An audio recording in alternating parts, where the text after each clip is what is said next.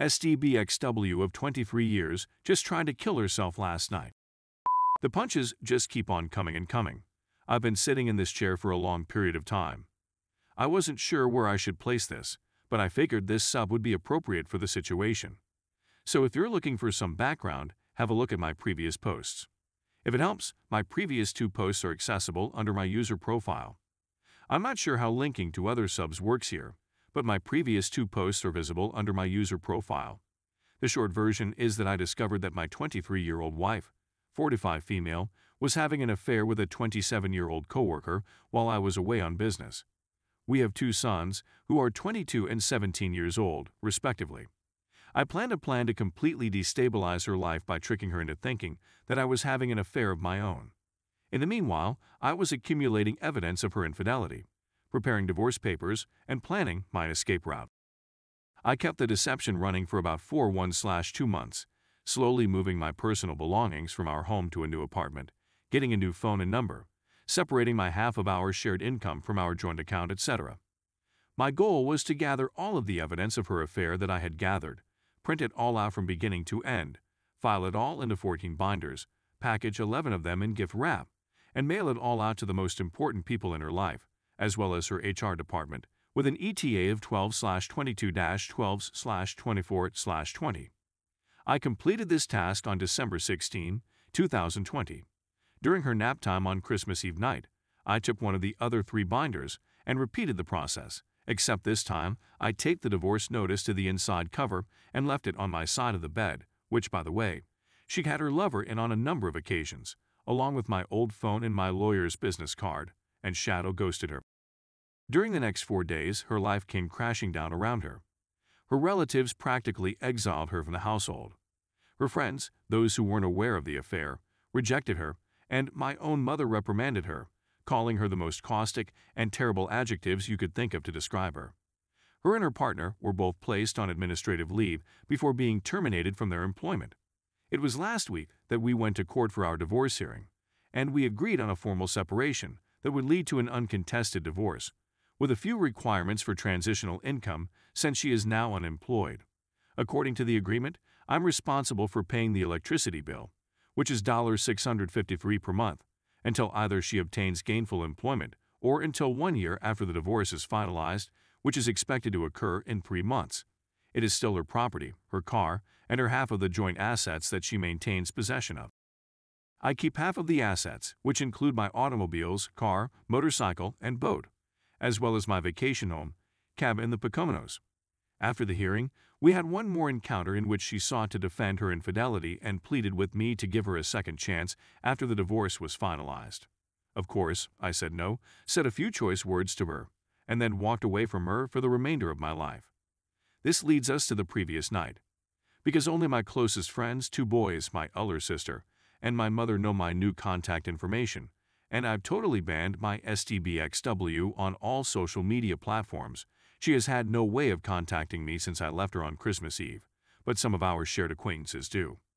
I was chilling out in my apartment last night when I received a voice call notice on Messenger from one of her pals, one of the few who hadn't abandoned her after I revealed her affair. When I replied, she didn't waste any time in telling me that she had gone to check on Sue, the SDBXW, and found her passed out in the bedroom, foaming out of the nose with 2 bottles of empty pills next to her. She is in critical but stable condition in the intensive care unit. Although the doctors believe she will survive, she is plainly not going to be well thereafter. She begged and pleaded for my presence. Her parents and 2 sisters were also in the hospital. My hunch is that they were told after the hospital tried to tell me, but Sue would still have my old phone number as her emergency contact. I just said no. Sue is no longer my concern, and she plainly chose the easy way out, rather to face with the guilt and sorrow of the 23-year marriage she shattered. I then informed her friend that if Sue's family was nearby, they could assist her in putting the parts back together.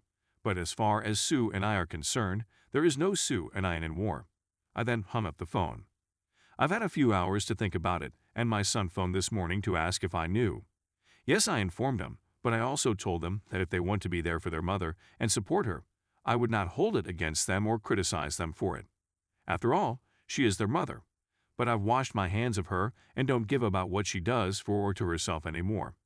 They were both taken aback by this but they respected my viewpoint. However, now that the news of her suicide attempt has spread, many of those people who abandoned her are resurfacing and telling me that I need to be there for her, that despite all she did to me, I must help her in her hour of need. I've also been told that her AP attempted to see her this morning, but was denied since he isn't family. I'm being dogpiled to go visit her, but I no longer care about this lady. I haven't in a long time. I checked out throughout the process of gaining my retaliation for her treachery, and I still don't care about what she did. In fact, it makes me even more despised of her. She is the one who has been unfaithful. She's the one who thought an almost year-long relationship with a man 5 years her senior was worth wrecking 23 years of her life. And now that she has to cope with the repercussions of her decisions, she picks the most selfish approach. Even now, knowing she'll most likely live, she's garnered quick sympathy from everyone who took her to task, and I'm being painted as the cynical ex-husband, refusing to feel for her by most of her family, not her father. He's contacted me in the past several hours and said that he supports my choice to remain away. It's as though I never really knew this lady. It's taken 23 years for this to happen. Yes, I understand that the manner I ended things with her may have left her in a bad emotional condition. But now a whole new bag of worms has been opened because either she had a full mental breakdown and chose to self-delete herself, or she performed a very hazardous and deliberate action to win back the respect of individuals who had only weeks before denounced her for betraying me. She cheated on me, and now she's the victim. Sorry if this seems like a rant, but I'm just trying to get my head around this. I want to be clear. I will not be visiting Sue. She gave up her right to me caring about her health the day she allowed POS, her lover's personal moniker, put his into her. This may come out as cruel, since despite my cool, calm, and collected demeanor during my entire experience, my emotions are still extremely raw. But I don't give about this lady. I haven't in a long time. I'm quite aware that I'll be condemned by a lot of people here. I couldn't care less. Consider me in whatever way you choose, but if you were in my position, you'd perceive her acts quite differently.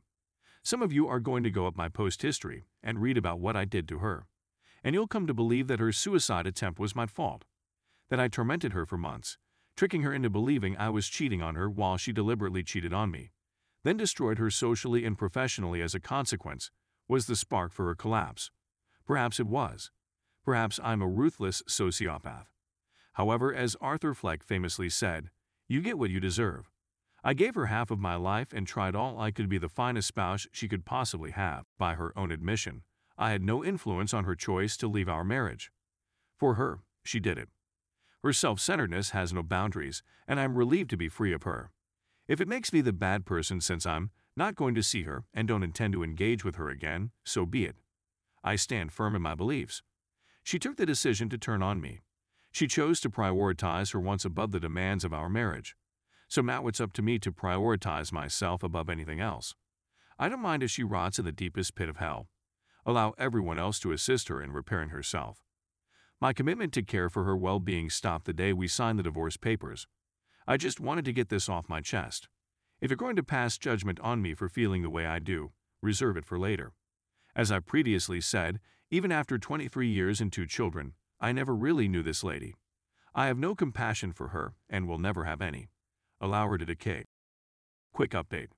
I've been informed by Sue's dad that she's been moved from the ICU to the mental health wing. Doctors are continuously keeping an eye on her mental condition.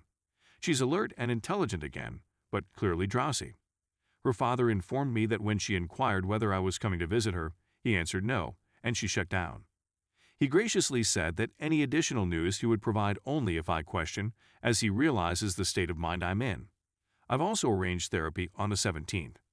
The first consultation is scheduled on Monday.